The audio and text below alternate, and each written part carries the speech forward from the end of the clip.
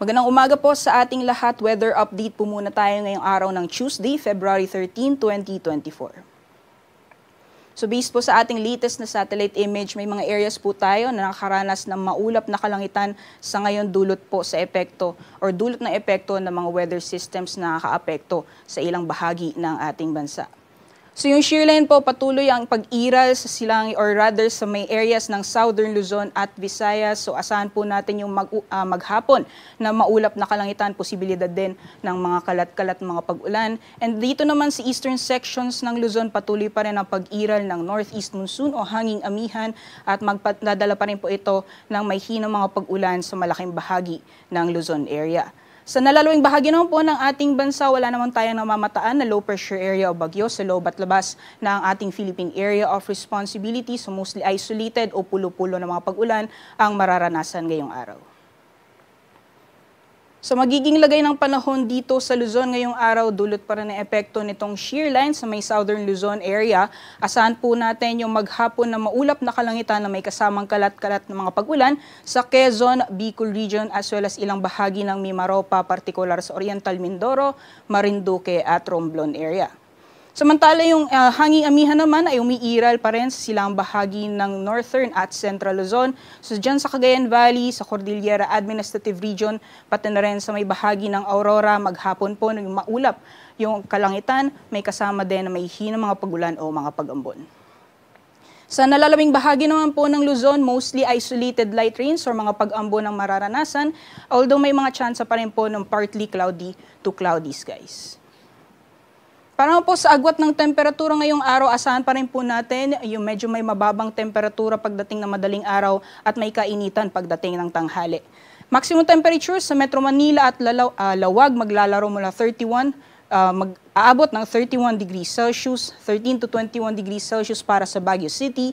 Sa Tuguegarao naman maglalaro mula 20 to 28 degrees Celsius and maximum temperatures para sa Tagaytay at Legazpi aabot ng 29 degrees Celsius. Sa lagay naman po ng panahon ngayong araw sa Palawan, Visayas at Mindanao, dulot pa rin ang epekto ng shear line. Yung bahagi po ng Eastern Visayas, magpapatuloy pa rin yung maghapon na maulap na kalangitan na may kasamang kalat-kalat ng mga pag-ulan. And for the rest of Visayas and Mindanao, mostly isolated rain showers or thunderstorms. So asahan pa rin po natin magpapatuloy yung mainit at malinsahang panahon liban na lamang sa mga pulo-pulong pag-ulan, pagkidlat at pagkulog. Although dito po sa area ng Panay Island sa Iloilo, although partly cloudy to cloudy skies yung mararanasan, yung northern section po ng Panay Island, particular dyan sa Aklan at Capiz, ay apektado pa rin ng shear line. Kaya asahan pa rin po natin, makakaranas pa rin ng maulap na kalangitan, posibilidad din ng mga kalat-kalat mga pag-ulan. Para naman po dito sa Palawan, so dulot pa rin ang epekto ng northeast monsoon, fair weather conditions pa rin po tayo or generally fair weather ang condition, may mga chance lamang ng may hinang mga pag-ulan o mga pag-ambon. Agwat naman po ng temperatura sa mga piling syudad sa Palawan, Visayas at Mindanao. Maximum temperatures for areas sa Palawan and Visayas aabot or maglalaro mula 32 degrees Celsius, medyo may kainitan sa Zamboanga. Ang temperatura maglalaro mula 24 to 34 degrees Celsius. And maximum temperatures naman para sa Cagayan de Oro at Davao, aabot or maglalaro mula 31 to 32 degrees Celsius.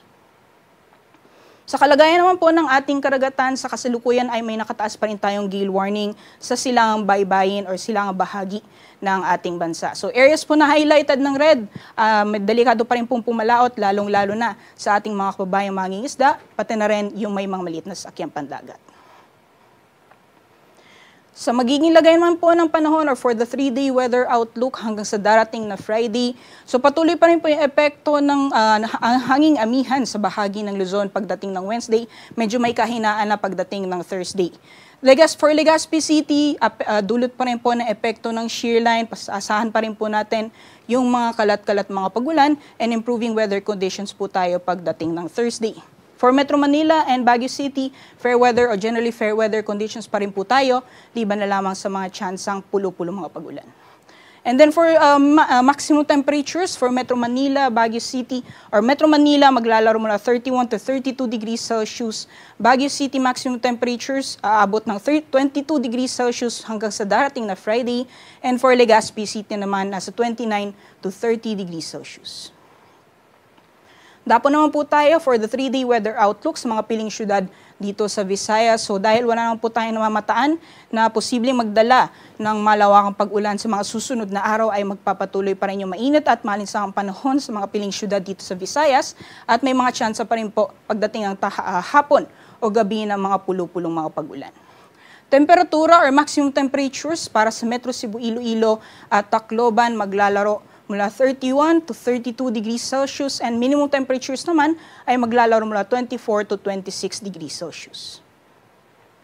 Gayun din yung magiging lagay ng panahon dito sa ilang piling syudad sa Mindanao. So magpapatuloy pa rin yung mainit at malinsahang panahon. May mga tsansa pa rin ng mga isolated rain showers or thunderstorms. For Metro Davao, Cagayan de Oro, and Zamboanga, maximum temperatures maglalaro mula 31 to 34 degrees Celsius, and minimum temperatures ay nasa 22 to 26 degrees Celsius.